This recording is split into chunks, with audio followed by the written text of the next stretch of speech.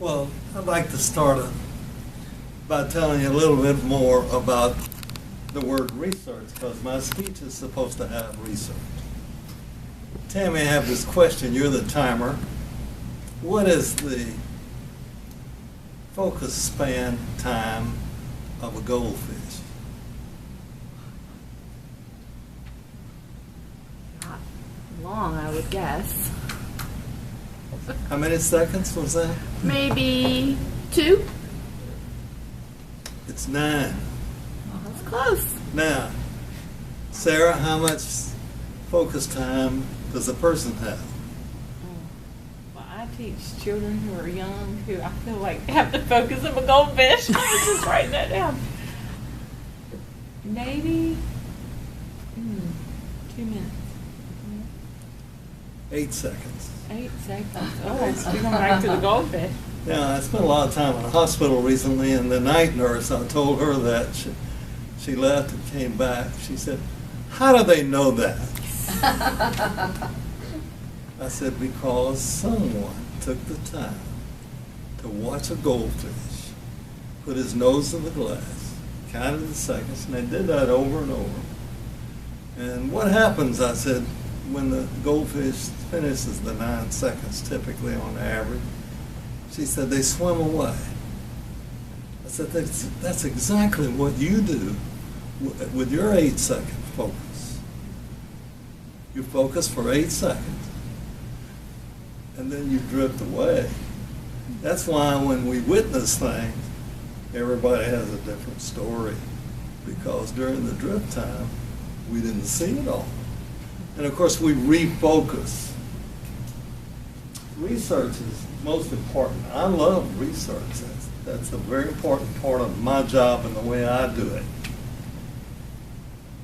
But the 2 other people in my speech are some of the greatest researchers ever in history. I'll tell you more about them, but I want to tell you about Ken first. The Lord's Supper, I chose that as a subject because as an amateur artist, I have decided to paint the Lord's Supper. I bought 2 4-foot canvases, about 2. And I've begun my research. I've read 5.5 books about Da Vinci. I read something about Andy Warhol. But I don't know if I'll ever get to the painting, but I'm heavy into the research. About once a month at my house, my 2 granddaughters, adult age, my daughter and her husband, and my wife and I practice or enjoy a Lord's Supper. We buy grape juice, get a loaf of bread, and we have our Lord's Supper. So it's important to us, so that's why I have decided to try to paint it. Who knows? As an amateur painter, if you come to my house and stand in the living area and look around, you'll see more than 70 of my paintings. Somebody said, "You ever sell them?" Yeah, if you twist my arm far enough, I probably have sold, I think, 4. Mostly I don't sell them. One person did give me $850 for an unframed painting, so that's at the price level. My granddaughter, by the way, the one who is a student at UNCG, is studying art, or she's majoring in starvation, is what I think. She will be going to Florence, by the way, as college credit for a couple of weeks in July. So that's a big deal. Well, that's about me. Now let me tell you about Andy Warhol. Andy was a very religious person. Not many people knew that. And Andy was commissioned to paint the Lord's Supper. He painted 100 versions of the Lord's Supper. His museum pieces are in Pittsburgh. My daughter and her daughter visit there, and they're real fans of Andy. Andy's nephew was the tour guide. Andy has a mural on display in a museum in Fort Worth, Texas. It's 10 foot tall and 32 foot wide. He was commissioned to do that in 1984. He painted 100 versions of the Lord's Supper. If you go to Milan, Italy today, since April, 22 of those versions are on display. So he painted it in 1986, and then he died in 1987.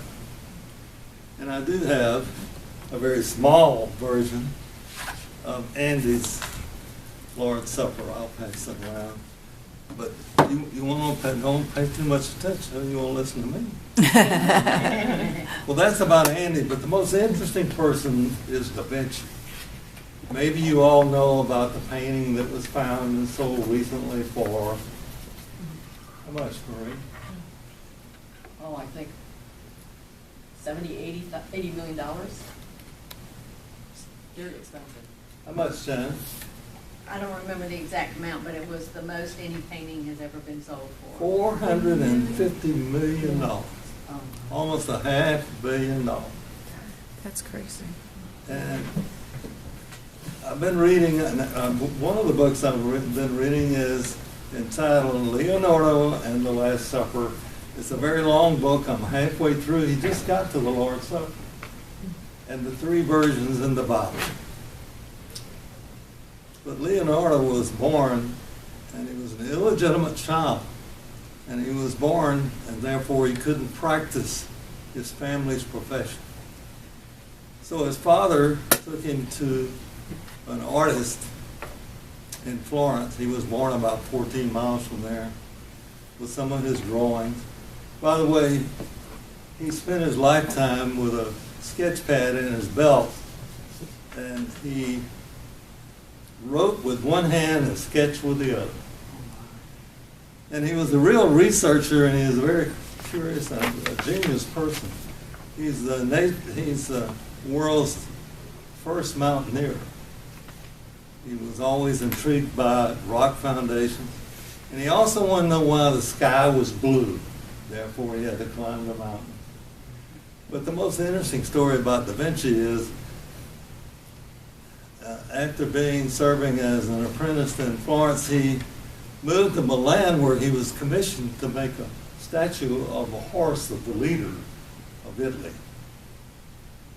And he made a mold of it, 24 foot high. And just as they got ready to bronze it, took him 8.5 years to do that, the French invaded Italy, and they had to use the bronze for warfare. So he never did make that statue. And his is a mural in Florence. And it's in a darkened room to preserve it. And they turn on the dim lights, let in about 10 people, and let you see it. This is the one I intend to copy. There's so many artists that have used the Lord's Supper as a subject. So this one is one more like the one I may end up, except I'm sure I will change it. Madam Toastmaster.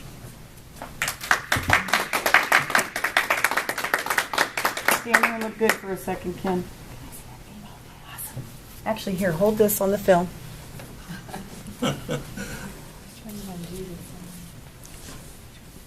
There we go.